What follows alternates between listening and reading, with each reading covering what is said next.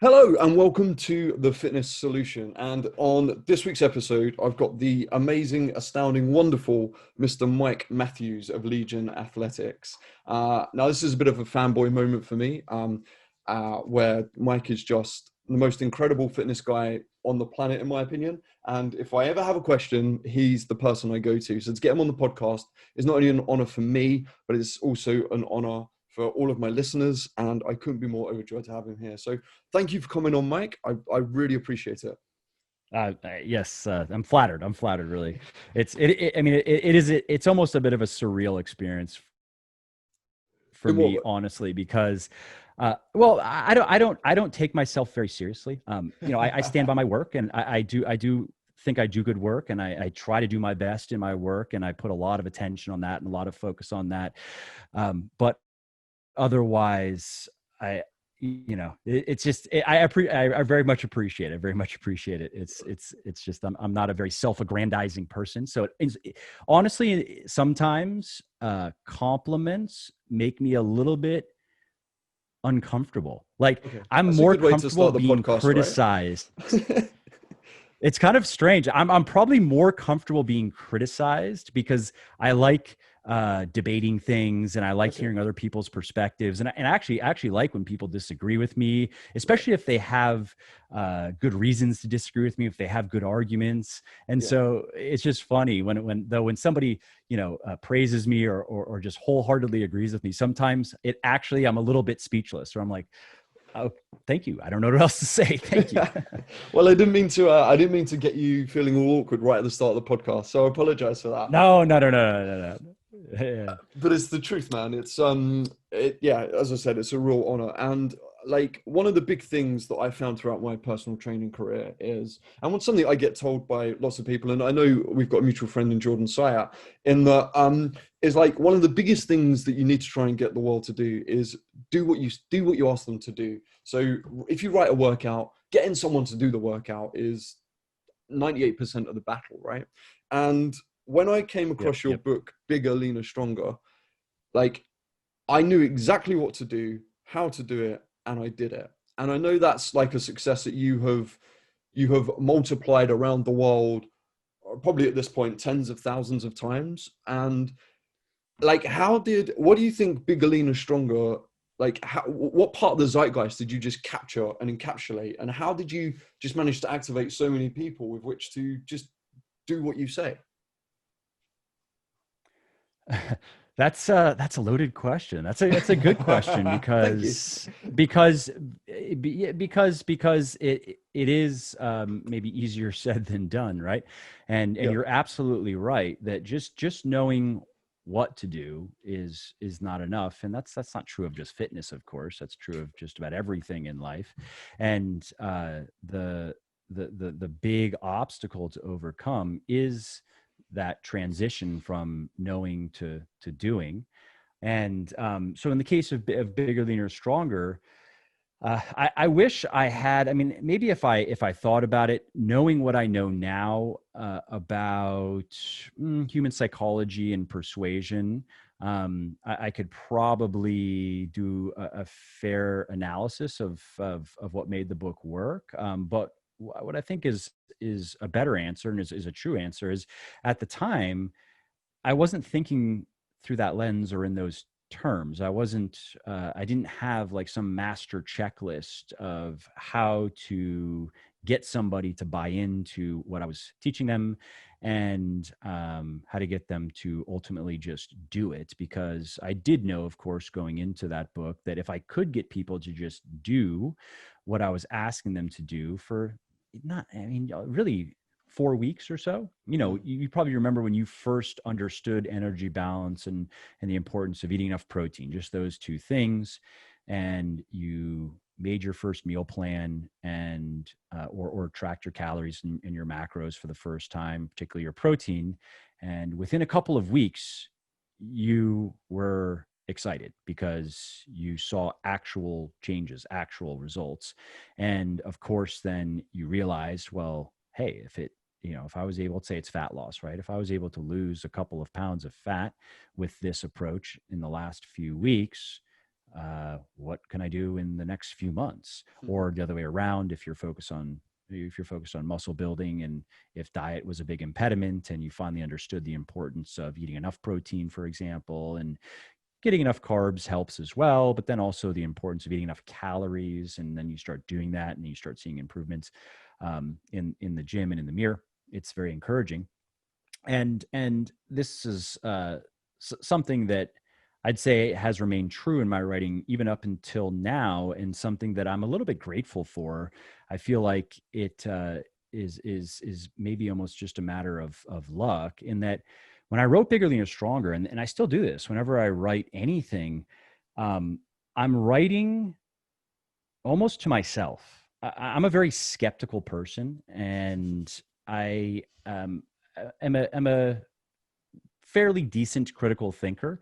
I don't know how good I would be as a lawyer, for example, but it could be a profession, like that element of the profession definitely appeals to me, having to work through things logically and then lay them out and make a case. And at least it's an activity I enjoy. And so in some ways, I'm hard to convince of things. Now, I'm human and I have my biases and I have my emotions, and of course I can't completely rid myself of them and just become Spock. But I'm generally, I'd say I lean more on the side of logos, rather than pathos, of reasoning and logic, rather than just intuition or feelings. And so when I was writing Bigger, Leaner, Stronger, I really was writing to the 17 or 18-year-old version of me. I was really like, this is the book I wish somebody would have just given me when I was 17 or 18 getting into weightlifting. And I wrote it in a way that would convince me at the time of writing, and certainly at the time of, whatever it was, 7 or 8 years, it would have been prior to writing it. And so that worked, in that I guess if it was good enough to convince me that this information is at least worth trying. Again, that's all I was trying to get people to give me, was a shot. Just wanted to make it clear that I'm not asking them to make a big leap of faith. I'm just going to lay out some simple things, and I'm going to share some scientific underpinnings that are going to make them more credible. The science didn't even have to be there, of course, because the information would have been the same. But I felt that science comes with authority, and I think that's totally fine so long as you use it honestly. History is another thing that is very persuasive. If you can convince somebody that an idea has history on its side, that makes it immediately more compelling. And so I approached the book from that perspective, and again, just kind of wrote it in a way that I would think is reasonable. I wasn't going to make any grand promises. It was going to be mostly steak and very little sizzle. I wasn't very interested in spending a lot of time on crafting the marketing message of it and crafting the tone of it. I just wanted it to be clear. And that has also been something that I have always tried to not just focus on, but improve upon. In that, as far as my fitness writing goes, first and foremost, I just want it to be very, very clear. I want someone to be able to read an article of mine or a book of mine.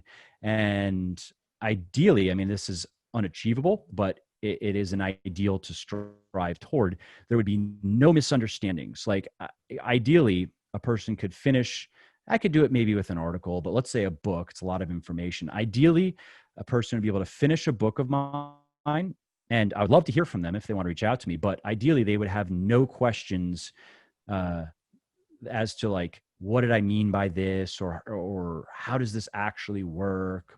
Or how do I do this part of the program? Like, ideally, there would be no confusions whatsoever, that every sentence, every paragraph, every page is crystal clear to them. And so that takes attention. It takes focus when I'm writing, to always be thinking with, did I explain that well enough? Is that really clear? Did I use too many words? Did I use the wrong words? I'm very sensitive to semantics, for example. I'm a very big believer in the power of vocabulary. And I'm also very aware that many people think they know a lot more, the meaning of many more words than they actually do. And I'm one of those people as well. I spend a lot of time in the dictionary. I'll just put it that way, in addition to reading, which means that my reading is slower probably than many people's, not because I'm a distracted, quote unquote, slow reader, but because I spend a lot of time in the dictionary clarifying words, checking words. Like if I come across a word when I'm reading and I'm not sure what it means, I'm going to look into the dictionary. If I have an inkling that if I were to be asked the definition for it, I wouldn't get it right. Like I would get it maybe partially correct. I'm interested in clarifying that, so I'll go find the correct definition in the dictionary, and I'll make up some sentences with it, so I can, and I'll try to make them as vivid as possible, because research shows that increases the chances of actually remembering the meaning of the word when I come across it later. I keep lists that are now in the thousands of words that I like, that I use in my writing.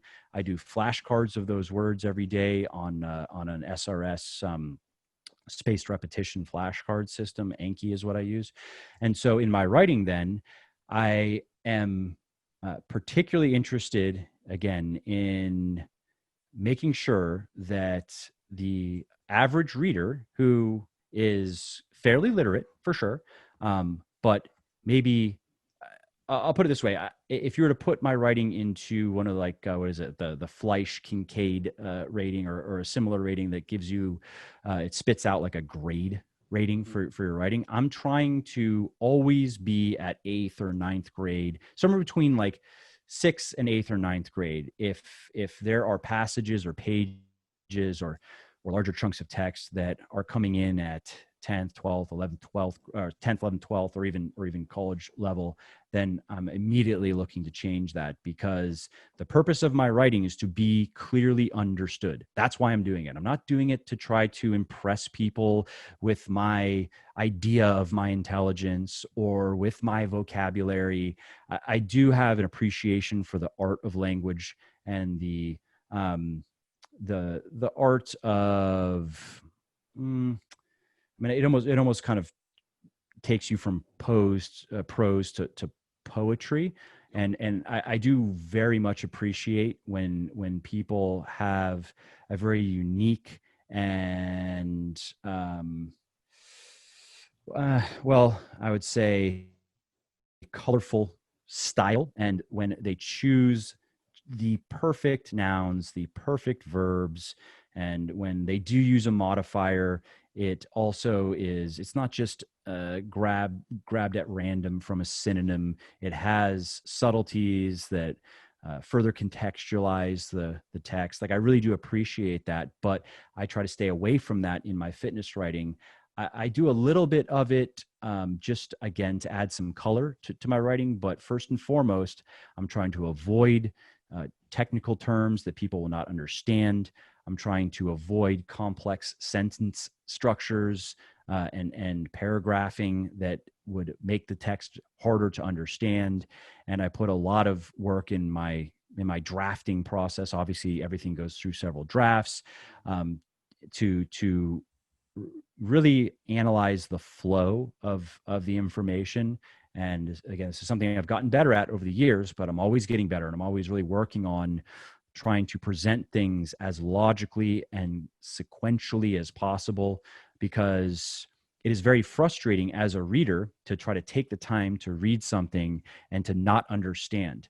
And research has shown that people instinctively are going to blame the writer, and they're probably right in doing so. Blame the communicator for not communicating clearly enough or correctly enough.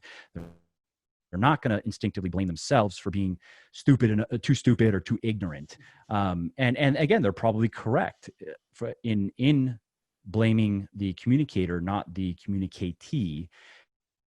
And so the responsibility is on the communicator to communicate as clearly and ultimately, especially in something like fitness, right? Because I'm not just sharing interesting ideas with people. I'm sharing what ultimately is practical ideas. These are things that I really want people to be able to use.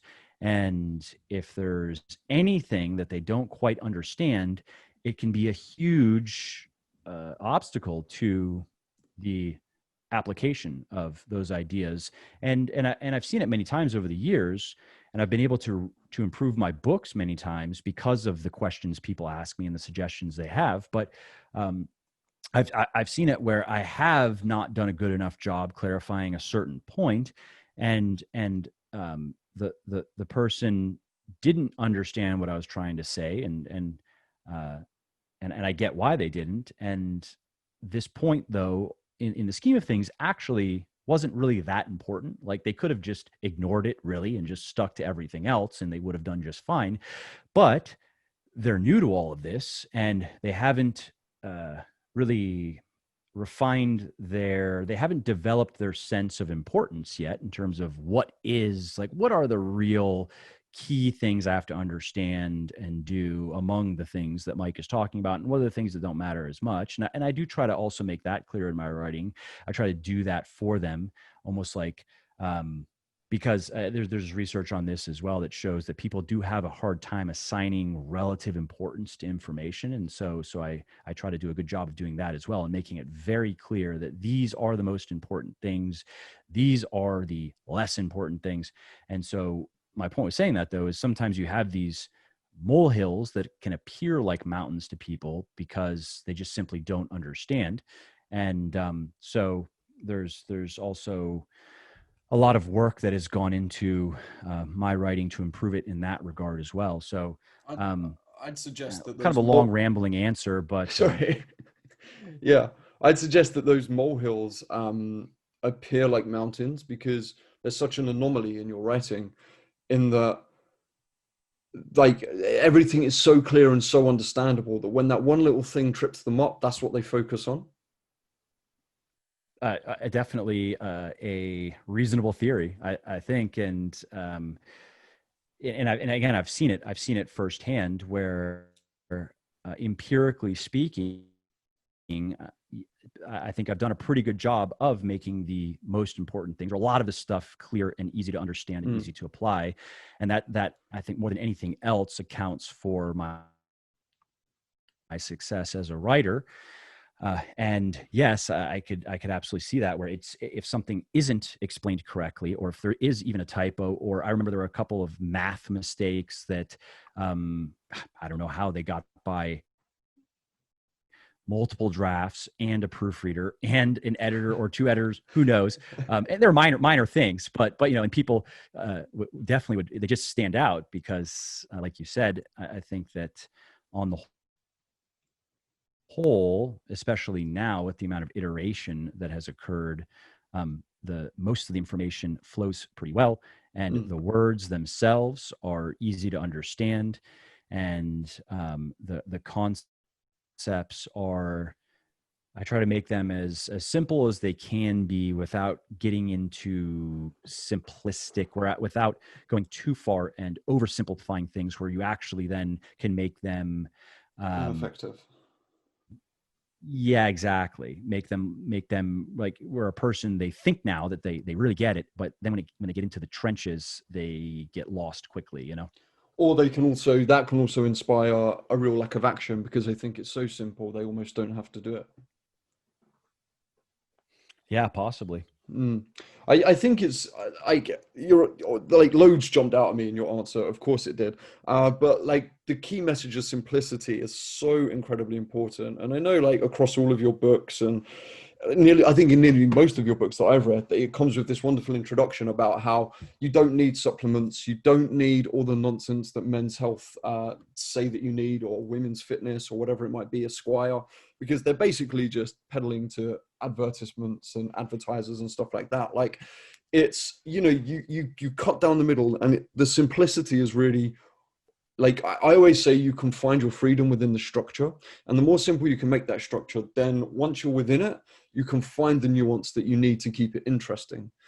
And your books do that very well, but then that feeds into the way you write your workouts, that feeds into the way you advise people and basically what they have to do in the gym. I mean, when I read Bigger, Leaner, Stronger, and you basically said you do 6 reps and then you move up a weight, and then you do 6 reps and then you move up a weight, and then you do 6 reps and then you move up a weight, it was like a light bulb went off in my head. And I was like, this And I did it, and it worked, and I built the best body that I've ever had in my life, back in 2018. And it's interesting that your philosophy of your writing feeds through the core of how you built your fitness and how you build other people's fitness, and what a strong structure simplicity can give you. I mean, I totally agree. And of course, many people smarter than us would agree as well. A lot of smart people have said many things about the power of simplicity, right? And if you don't understand something well enough to explain it very simply, you just don't understand it. And that's certainly true of fitness. I can't speak to something like astrophysics, but apparently it's true there as well. And my this is also just I think an element of my personality, where I am a very practical person at heart. And I'm very interested in what works. I'm not very interested in theories or ideologies or beliefs. I'm again more of a just empirical minded person. That said, I don't worship science the way that some people do, because I understand that the scientific process is a very messy process. As it's been famously said, it progresses one funeral at a time. That the only way to get new breakthroughs is to have the people who are entrenched in the status quo die. And so I understand that, but I also understand the power of the scientific method if applied honestly and diligently. And so that element of fitness very much appealed to me. And it was something that I turned to early on when I decided to actually educate myself, as I was curious, what does science have to say? Like, I didn't know at the time how much credible research is out there on losing fat, for example. Like in the beginning, I was like, I had read things in bodybuilding magazines and heard things around the gym about certain supplements that you're supposed to take, or that doing cardio was the thing. Like, that's it. That's how you lose fat. You just do cardio. No talk of calories, of course. You just have to do cardio. And if you are not getting leaner, you have to do more cardio. And and at the time, I wouldn't say, again, this is one of the reasons why I can relate with a lot of the people who find me in my work, is I was in their shoes.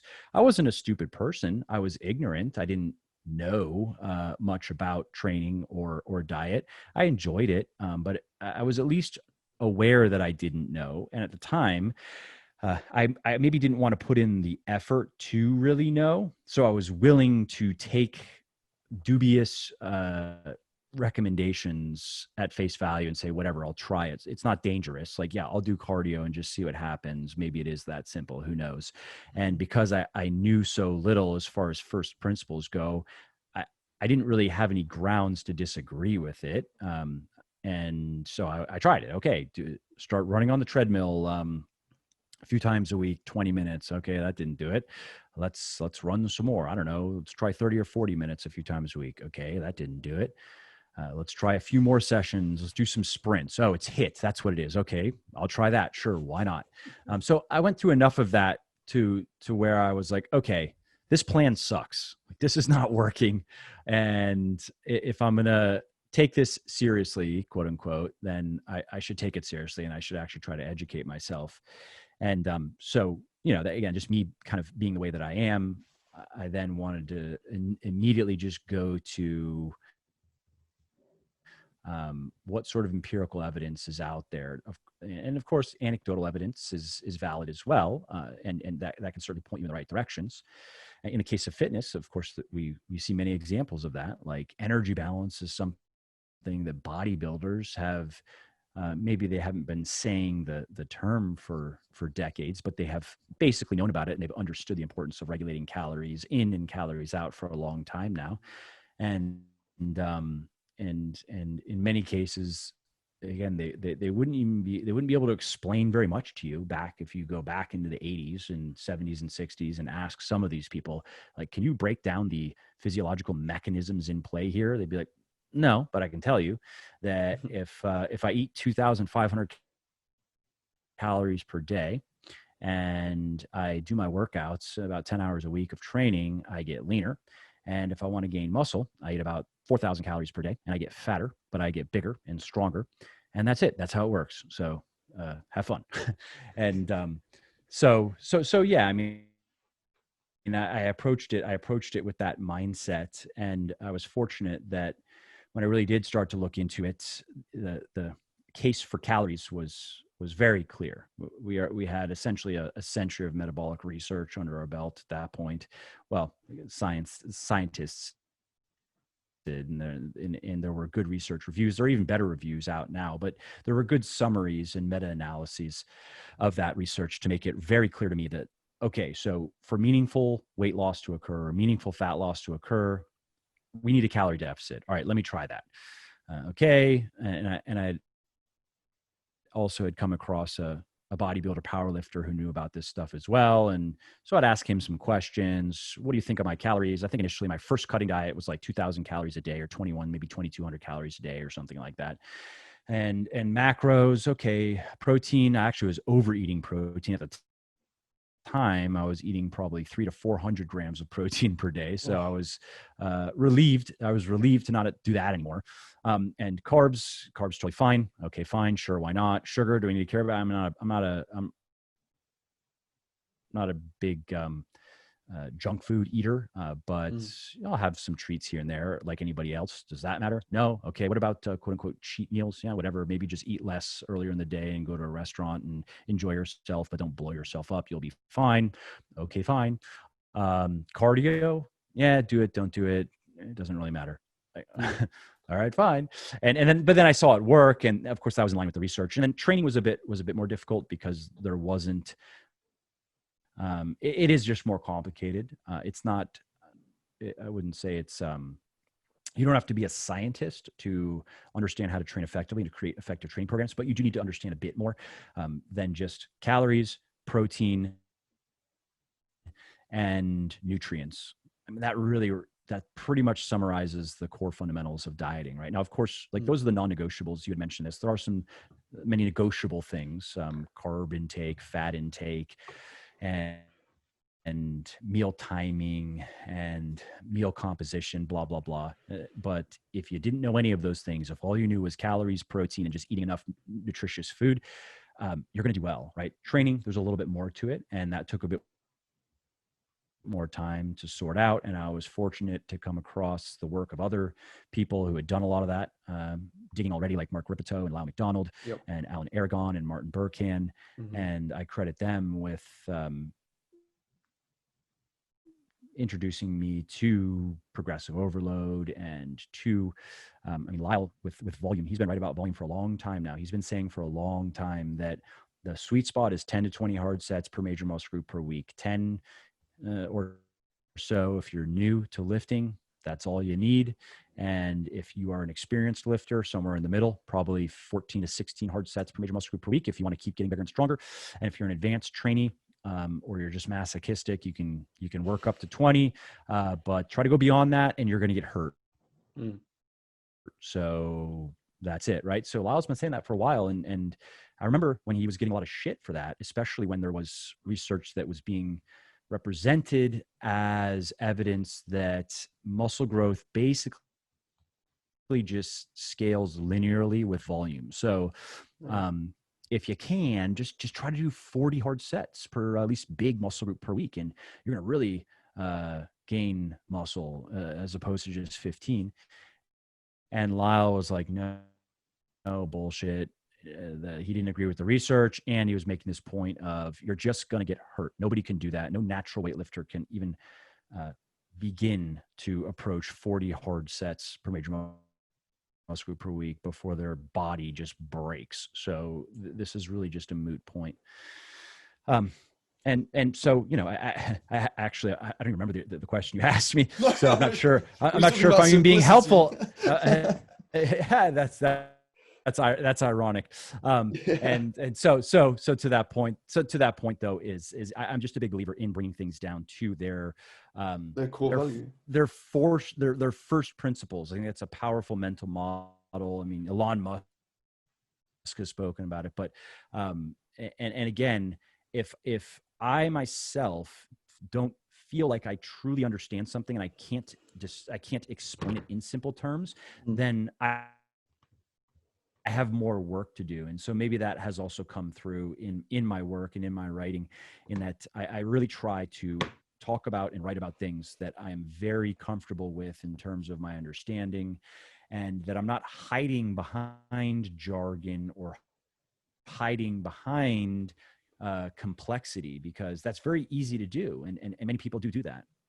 Yeah, absolutely. I mean, I think I do that quite often. I'm like the complete opposite to you, Mike. I'm very much a feeler. I'm very much an emoter. I mean, I went to drama school. I'm an actor. Like, I don't have a logical, critical thinking brain, which is why when I came across Bigger, Leaner, Stronger, it it it didn't confuse me. It gave me the simplicity I needed with which to execute and to understand. Like, it fed into my feeling brain very well, because oh no, what it did is it wasn't overcomplicated that I got lost trying to figure out the logic of it. It was, again, back to simplicity. But then it's hard, isn't it, in fitness, and especially in fat loss, which is a field I work in a lot, like female fat loss. And how do you go from bridging that gap of like your feelings and just logically getting it done? Like, at what point do you just, can you get over the fact that you're just not feeling good, you're not feeling right for doing it, it's just playing with you too much, you feel not happy in who you are, to the point of just getting it done like a robot? And where's that balance struck? That's a good question, and it's something I think of. I mean, I have a book called the Little Black Book of Workout It's Motivation, brilliant, by the and way. It's basically that book brilliant. is. Thank you, thank Not to you. make you blush But that again, book Mike. really is me, kind of. Yeah, right. It's a good thing the video's off. So that book is me kind of revolving that idea, again, very much a scratch my own itch kind of book, and a passion project is really how I approached it, and I'm grateful that it has done fairly well, and it has resonated with a lot of people. And I like to, if I'm going to give a quick answer to a question like that, I do really like to start with something that is very practical, and I do really believe in the power of action. I think that if we want to create a seismic change in ourselves and in our habits and in our lifestyle, it is much easier to accomplish that through doing, and allow the doing to shape the feeling and to shape the experience of it, versus the other way around. I actually think it's much harder to try to work on the head trash, so to speak, and try to fix whatever is holding us back internally, so we can get into action. And so I like the concept of mini habits, for example. And so let's just talk about an example of wanting to take up a habit. It could be wanting to eat more vegetables. Let's just say it's that, right? Eat more nutritious foods, something very simple. And one way of going about that could be the all-in method, and learn about meal planning and create this new meal plan that is totally different than how you normally eat. And you cut out all of the stuff that you like. And of course, the resistance, as Steve Pressfield say, that the internal friction just mounts, right? And the dread builds as you realize what you are trying to commit yourself to do. That's one way of going about it. And some people are able to do that, and some people just tough it out, so to speak, and that's fine. And there are those people out there. And many people, though, either are not going to be able to see it through, or are just going to make it a lot harder on themselves than it needs to be. So I would prefer and this is again for most people, and I think it's important that we all understand ourselves and understand our capacity for discomfort, maybe is a word for it. And for many people, what I would recommend is, okay, so you tell me, we're talking about nutritious foods. What is a small, simple way we could start that you can do? That the whole all-in revamp your meal plan, overhaul your whole diet, that's too much? No problem. What if we were to throw in a handful of spinach with your lunch. Let's just say we could do that somehow, right? Or something very similar to that. What if you just picked up when you're picking up your lunch and you're getting a side of vegetables with it in addition to what you're normally eating? What about that? And if it's something with fitness, let's say it's getting into a fitness routine, going from sedentary to working out regularly. The all-in approach would be, yep, read Bigger, Leaner, Stronger, just commit to the 5-day program, do it. And many people do that. But another way of starting would be, how about you just go for a 15-minute walk 3 days a week? How about we just start there?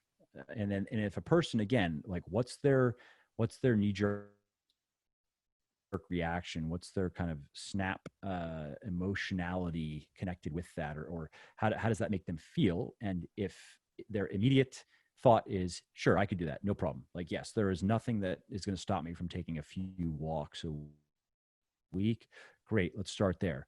And then I would have them do that until that is on automatic, and you have a habit established, and or a bad habit licked when the new behavior is, you get to a point where you just know that's what you're going to do, where it actually is more uncomfortable to not do it than to do it. That's when you know that you can move on to the next level, or you can move on to the next habit or whatever. And so the goal then would be to go for the walks or to eat the vegetables once a day until it is just a part of your routine, and until you have no question in your mind, like you are not thinking the night before whether you're going to skip the walk in the following morning, or if you are going to ditch the vegetables at lunch. Like, you're going to be up and you're going to go for your walk, and you're even looking forward to it, and you're going to eat those vegetables for lunch. You're looking forward to that as well. And then we can go to the next level with these habits, and then we can add maybe a piece of fruit as well. Okay, good, that's a little bit more nutritious food. And then from there, maybe we're going to replace some of the non-nutritious carbs with some nutritious carbs that you like.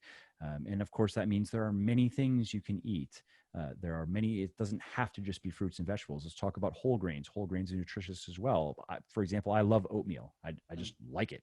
And so that's something I enjoy eating. Not only is it nutritious, I look forward to it every day because I genuinely just really like oatmeal, right? And so most people can find something nutritious that is like that for them, because again, there are many different options, especially with simple recipes or simple cooking tips you can use to make things taste good. We do not have to eat bland, boring bodybuilder meals of like steamed broccoli and microwave tilapia or something like that. Yeah, exactly.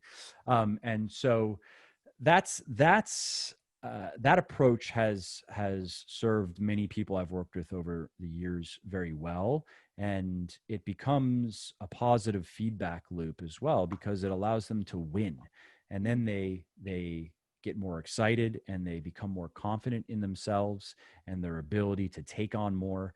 And then when they win again, that of course then expands out further and further. Mm-hmm. And so that's an answer to that question that I think may be helpful to some people listening. Absolutely. It's what I'm hearing is you basically progressive overload your habits. Totally. Yeah, it's great, and it doesn't matter how much you know how slow it goes, and this is why it takes such a long time as well, isn't it? Because you can overhaul for maybe a month, maybe 2 months, and then you just burn out and you get tired and you give up and you don't get anywhere. And we know changing the body at this point, we know changing the body takes a lot longer than a couple of months. You can get quick wins, but it's not going to last long enough that's going to sustain you forever.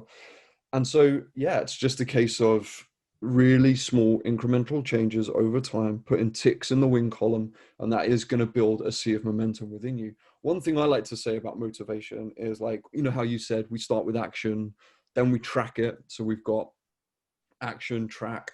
So you get your results. So you know that you're actually achieving things, like ticking it off each day. And then you end up with motivation as a byproduct of those two things. But on top of motivation, I like to put in education and inspiration. Like, I think it's really important you keep yourself inspired, and it's really important that you listen, or you listen to people like yourself. We read books like Bigger, Leaner, Stronger, Beyond Bigger, Leaner, Stronger, or podcasts like yours, or read your blog, read whoever it might be, and inspire yourself as you're getting more motivated, because then that's going to allow you to restart that circle, and that's going to allow you to take action in a different way, because you're going to hear something that either made sense to what you did before and therefore confirm what you did was right, and therefore you're going to want to do it again, or it's going to let you see interesting changes that you could make in the future, and then that will develop and that will propel you forward as well. I totally agree. It also just makes it more fun, right? Yeah. Um, I mean, everybody likes the process of coming to understand something that they didn't previously understand. Mm-hmm. And when you find people, when you find resources that allow you to tap into that regularly, that's very Yeah. valuable. And yeah, I totally agree. And of course, the more that you know, the more that you can do, and then the more that you can do, the better the results you can get, and then your confidence in yourself again just increases even further, and then we see that effect of where people, and I've just heard from people, so many people over the years who have this kind of story where, in many cases, they were starting out in a bad place. They were starting out at a place of addiction, or very poor health, or just a lot of dysfunction physically and emotionally and even spiritually, you could say, and things, are not going well for them.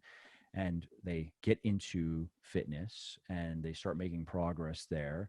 And there's a point where they have now changed their identity enough to allow them to take on fixing other parts of their life and fixing relationships, um, and striving for other goals, because they now have I mean, I look at it as a rational argument to believe in themselves. And this isn't something I've seen. I'm sure that people, again, smarter than me and who know a lot more about psychology than I do, have spoken about this, but it's just an idea that has stuck with me, is that it's hard to believe in yourself if you don't really have a good reason to. At least, I mean, I can speak for myself, and that's especially true for me, just given my personality. And that's where I think that kind of just hollow motivational type of material is okay, but if it's not followed up with concrete action and real results, it of course just doesn't work. Because if somebody were asked to explain to, let's say let's talk about business, right? So let's say somebody is trying to do something in business, and they've been trying at it, and they've had a lot of failures, and they're consuming a lot of motivational content, which is kind of just yell at you to stop being lazy, and then tell you like, what, yeah, you can do it, rah rah rah. And there can be an energy to that, and some people are good at that, and that certainly can maybe raise your vibrations, so to speak. You can go from kind of being low energy and depressed about something to a little bit more enthused about it. But if that person had to, let's say they had to put together a presentation to a potential investor of why that investor should invest in them, why should that investor believe enough in them to put their money behind it, there wouldn't, there in this case, right, there wouldn't be much of an argument there. And I think that us humans, being at least partially rational creatures, right? We have, of course, you had mentioned that you're more of an intuitive type of person, and you are influenced, at least maybe to at least a noticeable degree to you, by your feelings. Of course, you have this other part of you too that is capable of analytical thought.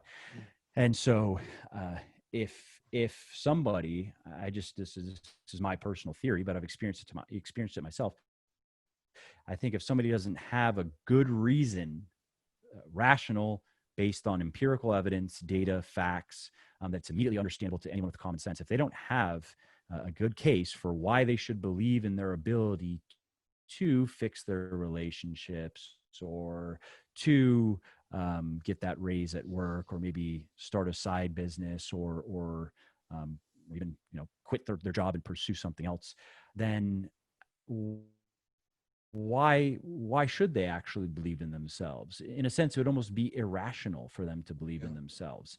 And and a way to beat that, though, is, again, to just take actions that you can do, stuff that you can succeed at, and progressively overload it, and then work to bigger things and succeed at those, and work bigger.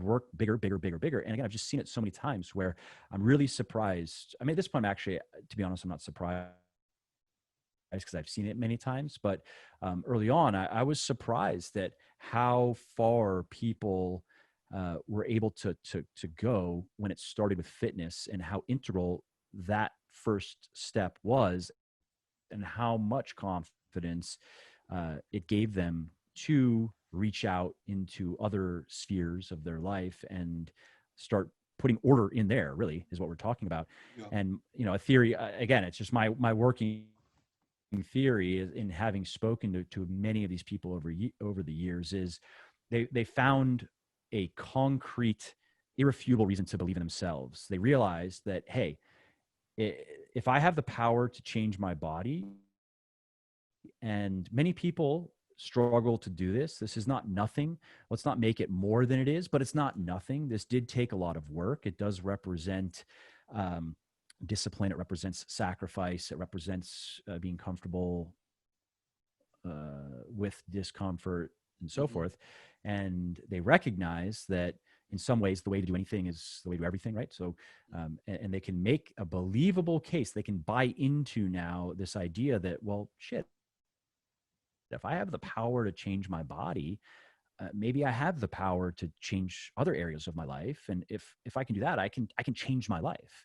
And that is very, of course, motivating, and it gives people hope.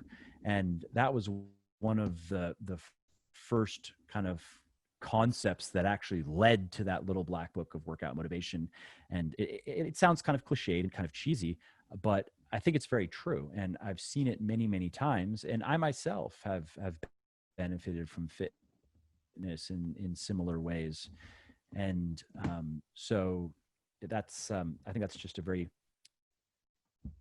powerful element of what we're doing, that has nothing to do with just the vanity of it, which matters as well. But there is this big, quote unquote, hidden, I think, benefit to fitness. I couldn't agree more.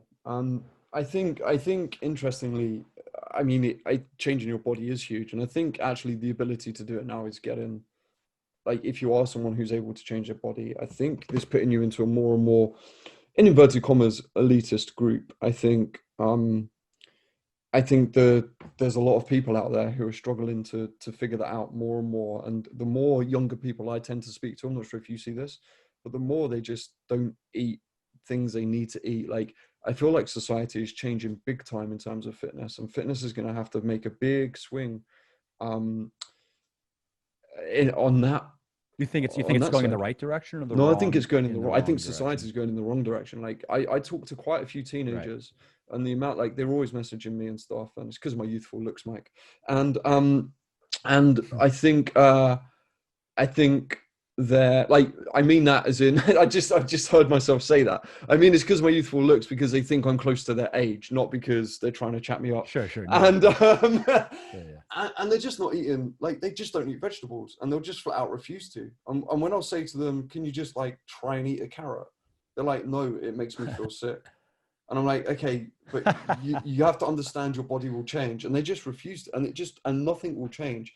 And I think that's becoming more and more of the norm, which is a scary place to be. Teenagers are their own phenomenon. Anomaly, right? Yeah.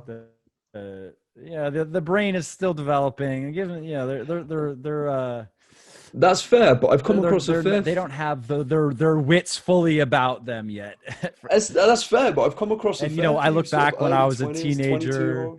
I don't know if I didn't go out of my way. I'm trying to think back if I went out of my way. I don't think I went out of my way to eat vegetables. I would, when I was living at home, my mom would usually have some and I would eat them. And I wasn't, I guess I Mm, wasn't one of those people. I mean, I mm, didn't understand, of course, nutrition, and I wasn't as conscientious about it as I am now, but yeah, I guess I was okay with it. I was also okay though, certainly with, I'm sure, going for extended periods of time of eating no vegetables, because I just yeah. didn't really think about it one way or another. I mean, when you're 16, 17, 18, you are invincible. You feel invincible Hmm. because you are invincible. Hmm. And, that continues at least through your early and mid 20s. Yeah, that's a fair And I point. would say, That's a fair point. fortunately, maybe a silver lining to that is that you can get away with a lot of what really is kind of abuse when you're young, and Yeah. and your body is so supercharged with hormones um, and other physiological systems that are just running on all cylinders, that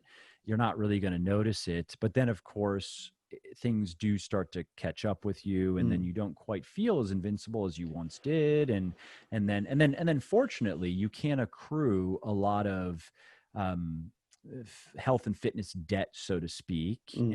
and get rid of it pretty quickly. In If you relative do, terms, yeah. if you live yeah, if you live fairly unhealthily into, let's say, your mid to late 20s, and then you get your act together and you do it right, chances are there will be no major long-term consequences. I mean, it depends on what you did, and it depends on luck of the draw and genetics and whatever. But we are fortunate that the body is remarkably resilient, and it is forever responsive to the right stimuli. I mean, Mm, I've worked with many people uh, over the years who didn't start caring about anything related to eating well, exercising, sleeping enough, limiting alcohol intake, and so forth, until they were well into their 40s, 50s, and who started out very unhealthy, overweight, high blood pressure, cholesterol wacky, like on the way out, where their doctors, I mean, I've heard these stories where their doctors would tell them, it's time to make a change. It's mm, time now, or this might be it. You might not make it another 5 or 10 years. I'm sorry, I don't know how else to say it, basically.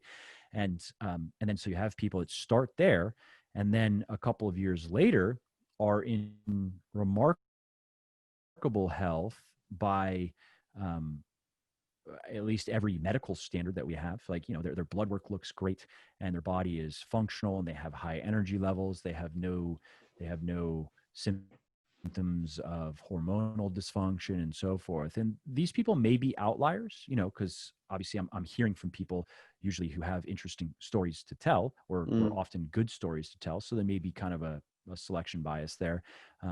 But based on my understanding of the body and of the physiology of the human body, I would still stand by that.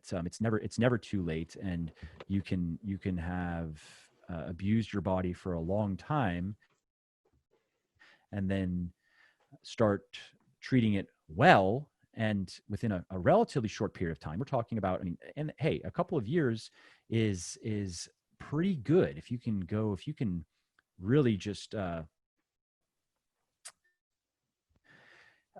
use and abuse your body, kind of treat it like your dog's chew toy for decades, and then within a couple of years, You pull it around. eliminate, yeah, really eliminate at least most of the the negative effects that you can perceive, and, Mhm. and and then even go as far as, it's showing up in your blood work, all your biomarkers look good, and you have no nutritional deficiencies. And as far as your doctor can tell, like, your biological age goes backward, right? And um and you can wind up in a better place than probably 90+% of your peers, and your doctor is astonished, can't believe the transformation. That's pretty cool. I think you're not wrong, and I think that is incredible. And I also think that's a very inspiring note to leave this on. I don't want to take up too much more of your Friday afternoon either. And it's like it's never too late. You can definitely always change your life, and it starts with progressive overload. I think is a good way to sum up what's been one of the most incredible chats of the podcast. So Thank you so much, Mike. Quickly tell everybody where they can get hold of you. Obviously, tell them about Legion Athletics and all the rest of it. Yeah. Yeah. Well, thanks again for having me. I hope the listeners found some. Anybody who's still listening, thank you. I hope that you have found this chat helpful. And if anybody wants to find me, legionathletics.com is the online hub basically of all of my things. So you'll find at the website, you'll find all the articles that I've written and that my team has written as well. A lot of good stuff from them, not just me. You'll find my podcast, and of course you'll find that anywhere you listen to podcasts, but we also have it on the website just to increase its visibility. And Legion is a sports supplement company, and I won't go into a whole Legion pitch, but the genesis of Legion was similar to Bigger Leaner Stronger, and that I actually was just scratching my own itch. I decided to start making the supplements I just wished someone else were making. And if those supplements would have already existed, I probably would have never done Legion. I probably would have just went to them and say, hey, you're doing exactly what I would want to do, and I want to partner with you. But it didn't exist. So I did it myself. And fortunately let's see, we're probably closing in on 300,000 customers now worldwide. It's 300,000 people who have purchased from Legion, and well over 1 million bottles sold. So it turned out there were a lot of people out there who felt the same way as me, which is pretty cool. And